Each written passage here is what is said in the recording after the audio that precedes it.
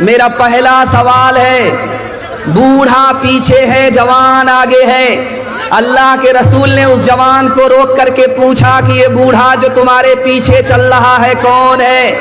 کہا میرا باپ ہے۔ کہا سبحان اللہ۔ اللہ کے رسول نے کیا پیغام دیا اس جوان کو؟ یہ میرا پہلا سوال ہے۔ دوسرا سوال ہے، جوان نبی کی مجلس میں سر پر ہاتھ رکھ کر کے بیٹھا ہوا ہے، اللہ کے رسول نے پوچھا کیا ہوا؟ کوئی گناہ تو نہیں ہوا؟ کتنا بڑا گناہ ہوا؟ اس نے کہا زمین سے بھی بڑا، آسمان سے بھی بڑا، عرش سے بھی بڑا۔ نبی نے تسلی دی، وہ تسلی کیا ہے؟ یہ میرا دوسرا سوال ہے۔ تیسرا سوال اور آخری سوال ہے، مرد افضل ہے یا عورت افضل ہے؟ رابعہ کی مجلس میں یہ بحث ہوئی ہے، افضل کون ہے؟ مرد افضل ہے یا عورت افضل ہے؟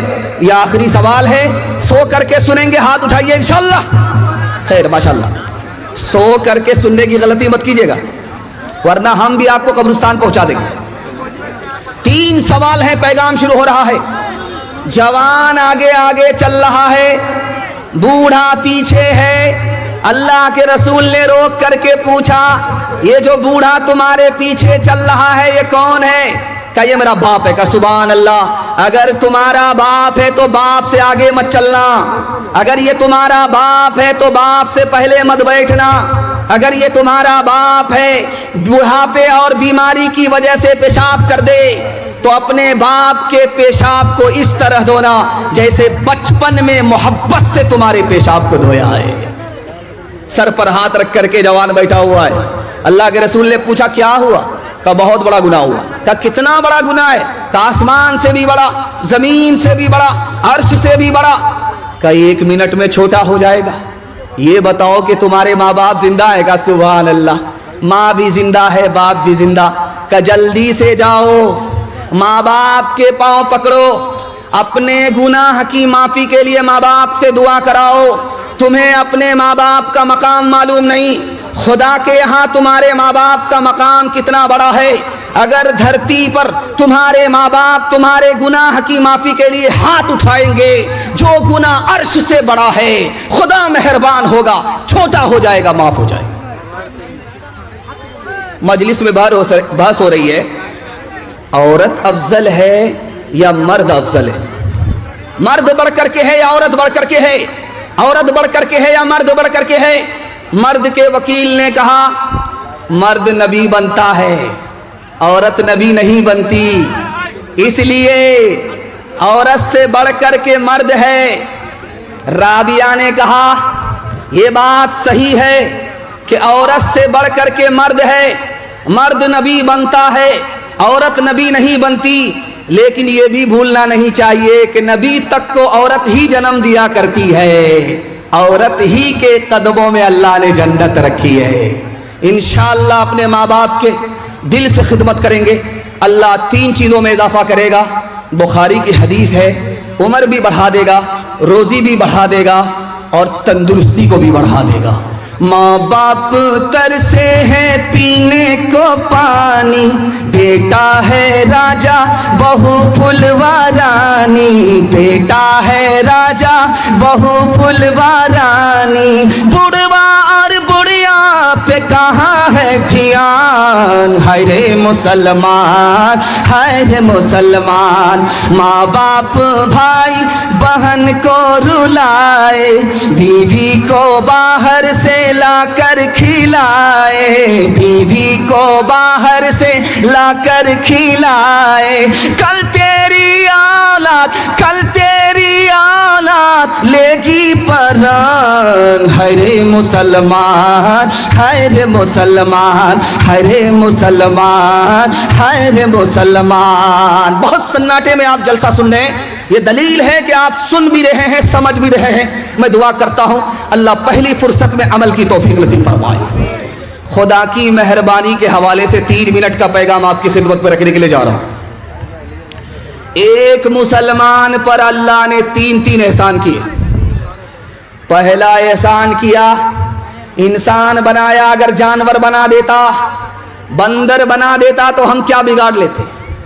اللہ کا پہلا احسان۔ دوسرا احسان، ہم نے اسلام کی خاطر کوئی قربانی نہیں دی، ہم نے اسلام کے لیے کوئی قیمت نہیں چکائی، اللہ نے مسلمان کے گھر میں پیدا کر کے مسلمان بنا دیا، یہ اللہ کا احسان ہے، دوسرا احسان ہے۔ اور پھر کسی اور نبی کی امت میں نہیں، آخری نبی کی امت میں پیدا فرمایا، یہ تیسرا احسان۔ ہم جب کھانا کھاتے ہیں تو ایک کھانے پر اللہ کے 6 احسان۔ جب کھانا کھانے کا وقت ہوتا ہے تو بھوک لگتی ہے، یہ جو بھوک لگی ہے یہ اللہ کا پہلا احسان۔ عزت سے کھانا مل گیا، یہ دوسرا احسان۔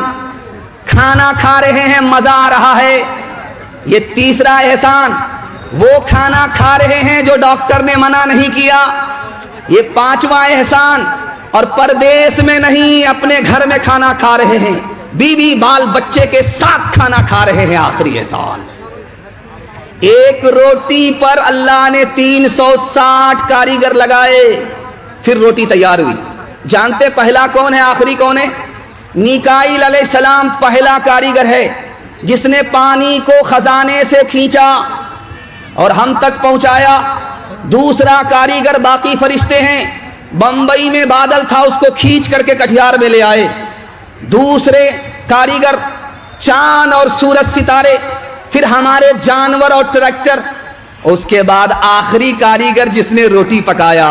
اس لیے جب روٹی کھاتے ہیں تو بسم اللہ، جب بھوک مٹ جاتی ہے تو الحمدللہ۔ اتنا بڑا مجمع ہے۔ ایک بات آپ کے سامنے میں کرنے کے لیے جا رہا ہوں، آپ کا دل بہت مضبوط ہوگا۔ جس آدمی کو اپنی بیوی ہے، یہ آدمی خوشحال ہے، کنگال نہیں۔ جس آدمی کو اپنا گھر ہے، کرائے کا گھر نہیں، یہ آدمی امیر ہے، غریب نہیں ہے۔ جس آدمی کو گاڑی گھوڑا ہے، یہ بادشاہ ہے۔ بادشاہ ہو کر کے پریشان کیوں ہے؟ اپنے آپ سے پریشان ہے، وقت سے پہلے مانگتا ہے، قسمت سے زیادہ مانگتا ہے، دوسرے کی دولت پر نظر رکھتا ہے، بادشاہ ہو کر کے بھی پریشان ہے۔ چھینک آئی نبی کی مجلس میں، ایک صحابی کو چھینک آئی تو اللہ کے رسول نے کہا یرحمک اللہ، اللہ تم پر رحم فرمائے۔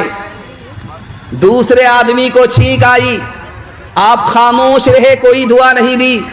اس آدمی نے کہا یا رسول اللہ میرا کیا گناہ، مجھے چھینک آئی، آپ نے دعا نہیں دی۔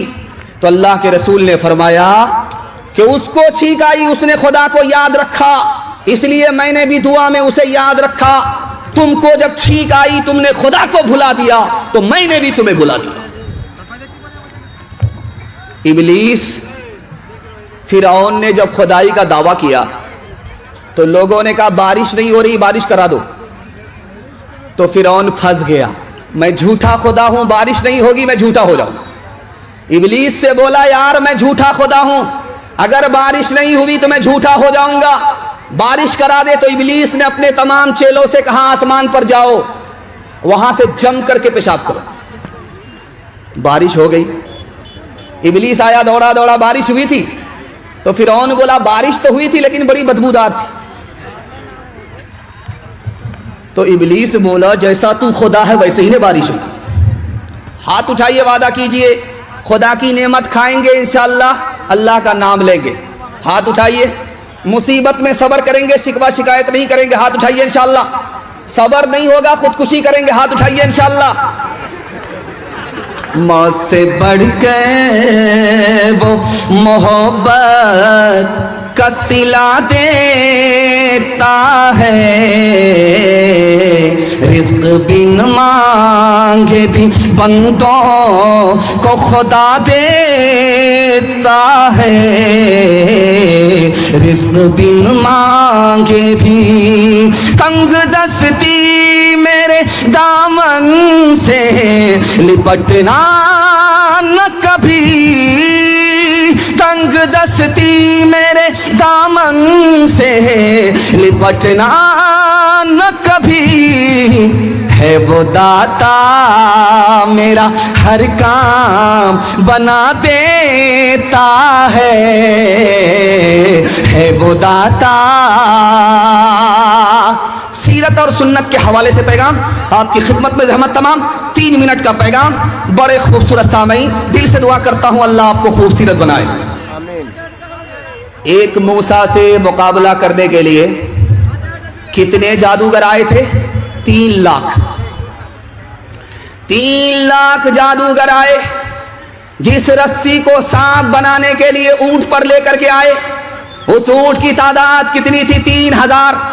3,000 ऊंट पर सामान जादू, और जादूगर 3 लाख एक मूसा से मुकाबला करने के लिए हार गए, कलमा पढ़कर मुसलमान हो गए।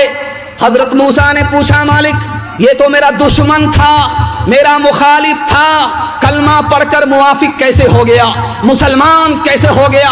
खुदा की तरफ से जवाब आया, ऐ मूसा ये तुम्हारा कपड़ा पहन करके आए थे, ऐ मूसा ये तुम्हारी दाढ़ी रख करके आए थे, ऐ मूसा ये तुम्हारे सर के बाल रख करके आए थे, तुम्हारी लाठी लेकर के तुम्हारी नकल उतार रहे थे। जो नबी का कुर्ता पहने, जो नबी की दाढ़ी रखे, जो नबी का बाल रखे, मेरी रहमत ने गवारा नहीं किया ऐसे नकल करने वाले लोगों को जहन्नम में दाखिल किया जाए, इसलिए मैंने इनको हिदायत दी, ये कलमा पढ़कर मुसलमान हो गए।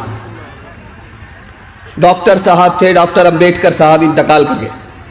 उन्होंने ऐलान किया था इसी हिंदुस्तान में, मैं मुसलमान बनना चाहता हूं। लखनऊ से मौलाना अली मियां नदवी आ गए, कहा कि डॉक्टर साहब मैं कलमा पढ़ा रहा हूं, आप मुसलमान हो जाइए। कहा अब मुसलमान नहीं बनूंगा।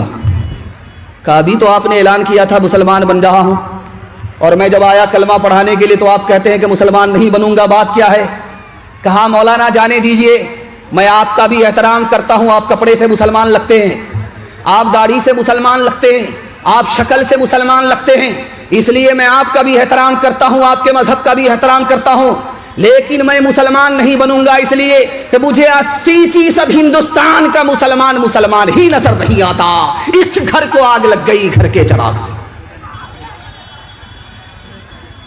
ये जो चर्च है, इस चर्च में मुरीद आया पादरी के पास, तो उससे पादरी ने पूछा तुम्हारी दाढ़ी की उम्र ज्यादा है या तुम्हारी उम्र ज्यादा है?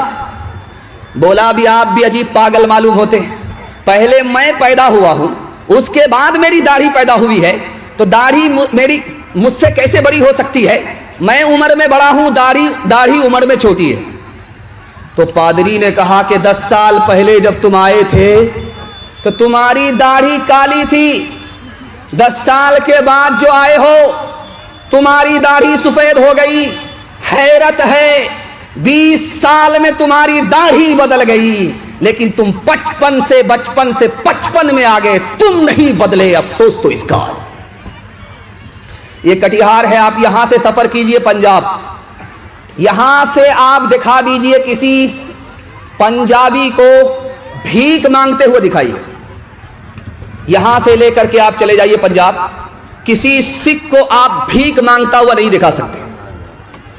लेकिन जब रमजान से पहले जुमा का दिन होता है, जुमा के बाद हालत ये होती है कि हट्ठा कट्ठा उल्लू का पट्ठा भीख का कटोरा लेकर के कहता अल्लाह के नाम पर दे दो, अल्लाह के नाम पर दे दो। तो लोगों ने कहा अरे भीख मांग रहे हो या फुटबॉल खेल रहे हो? तुमको तो सर झुका करके भीख मांगना चाहिए, सर उठा करके भीख मांगते हो। तो क्या कहता है, किस बात की शर्म? मेरा दादा नेशनल फकीर था, मेरा बाप इंटरनेशनल फकीर है, खानदानी पेशा है। आपको चैलेंज है, आप कटिहार से पंजाब तक किसी भी सिख को बगैर दाढ़ी के दिखा दीजिए, बगैर पगड़ी के दिखा दीजिए, हर चीज छोड़ देगा सिख, लेकिन दाढ़ी नहीं छोड़ेगा, पगड़ी नहीं छोड़ेगा। सिखों की तादाद इस हिंदुस्तान में इतनी कम है जैसे आटा में बाल, और मुसलमानों की तादाद इस हिंदुस्तान में इतनी ज्यादा है जैसे आसमान पर सितारे। लेकिन मुसलमान कदम कदम पर जलील है। सिख को इज्जत की चोटी मिल रही है, जानते हैं क्यों? सिखों ने दीन और धर्म को दांत से पकड़ा, इज्जत की चोटी पर पहुंच गए। मुसलमानों ने दीन और धर्म को छोड़ दिया, अल्लाह ने ठोकरों में डाल दिया।